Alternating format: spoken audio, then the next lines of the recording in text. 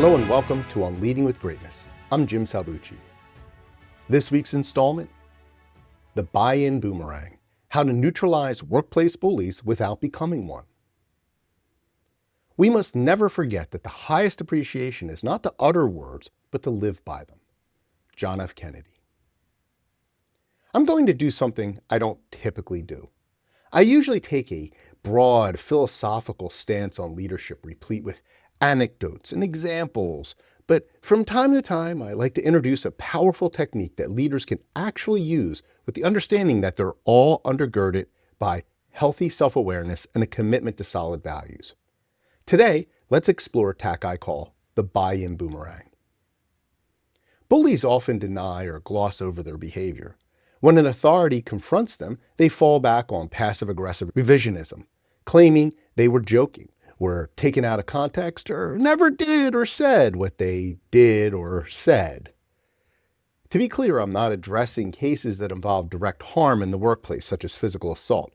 Those require specialized handling. The truth is that bullies, being cowards, most often nip around the edges of propriety. Their behavior can remain steadfastly marginal, but can still result in real damage to others and to morale. Except when they have all the powers, bullies typically practice their art in the shadows, away from the prying eyes of authority. Unless someone reports it, the leader may never even become aware. And even then, the situation often collapses into a he said, she said impasse. Leaders who confront such behavior have a real dilemma. In the absence of solid evidence, how can you act on mere accusations? How can you convey that you will not tolerate bullying behavior without causing more harm? How do you confront the accused in an ambiguous scenario while maintaining your core values? In my career as a university administrator, I tried to build anti-bullying cultures through a focus on values and mindful hiring. But I also inherited many employees who had thrived under and therefore longed to revive the old guard. The worst hid behind their tenure protections and academic autonomy. Even though this type constituted a small and shrinking minority amidst our developing culture of shared values, they could still wreak mayhem.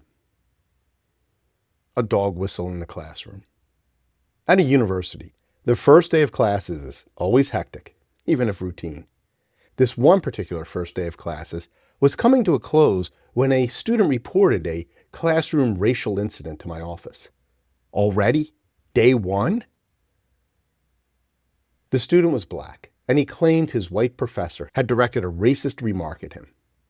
As a vice president, I would normally delegate such reports, along with support and careful guidance, to the professor's dean, but this incident had the potential to explode. I needed to move fast, on my own, to defuse the situation while keeping the dean apprised. I won't repeat what was alleged, but the remark was what one might call borderline. In my mind, though, its gratuitous and cavalier nature had the hallmarks of a dog whistle, a bigoted comment disguised as benign, an innuendo.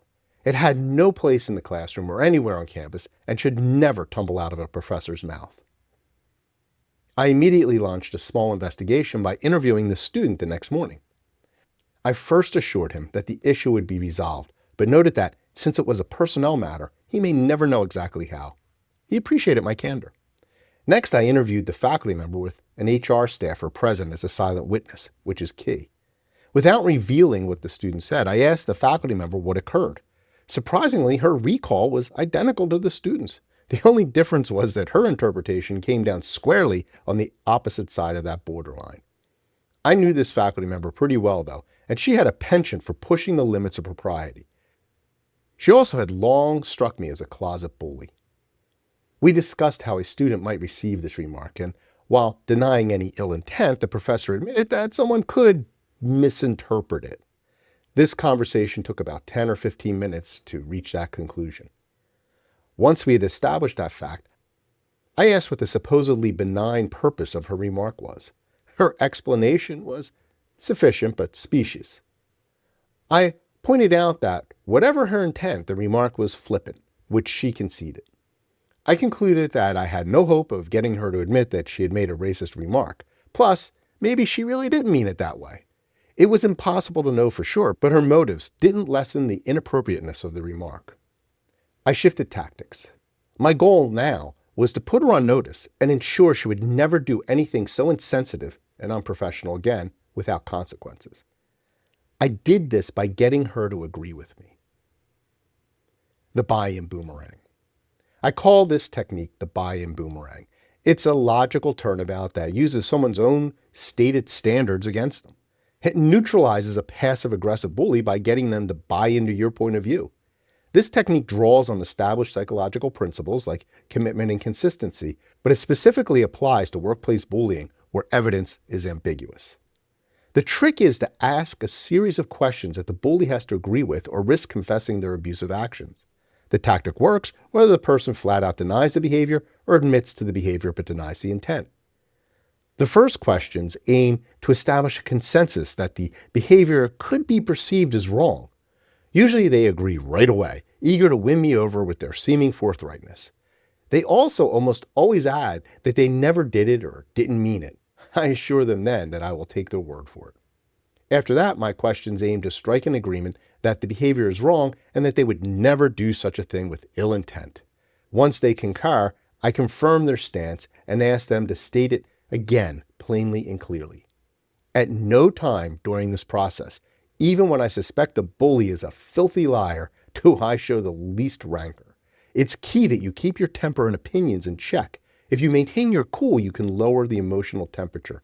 Also, the guilty bully may think they've bamboozled you or even that you're sympathetic and let their guard down. By the time they figured out what's going on, it's too late. They've already committed to behaving themselves.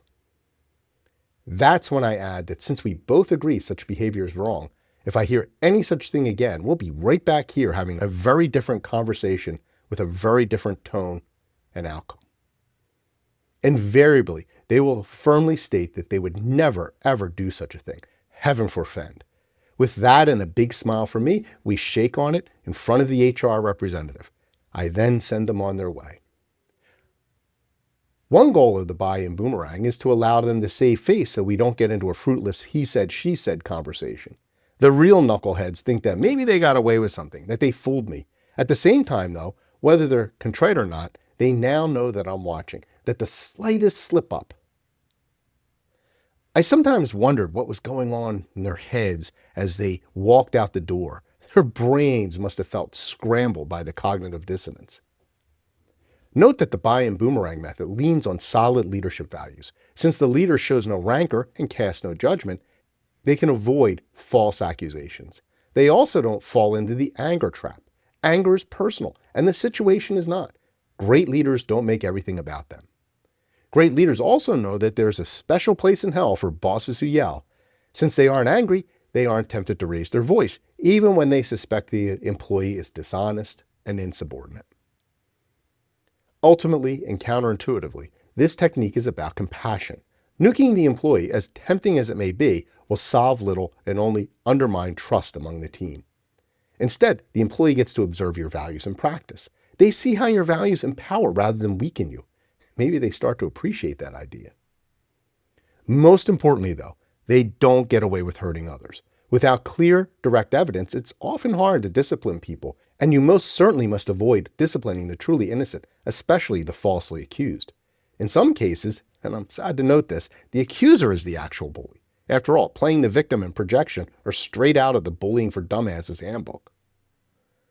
The buy-in boomerang turns their own professed values, this behavior is bad, back on them.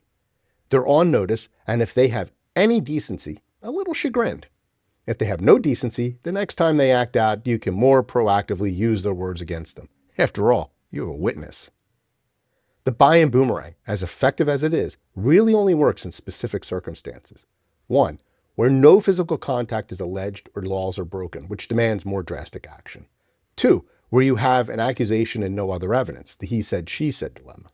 If you can establish a culture where such behavior is unthinkable, that's ideal. Until then, the buy-in boomerang will come in handy.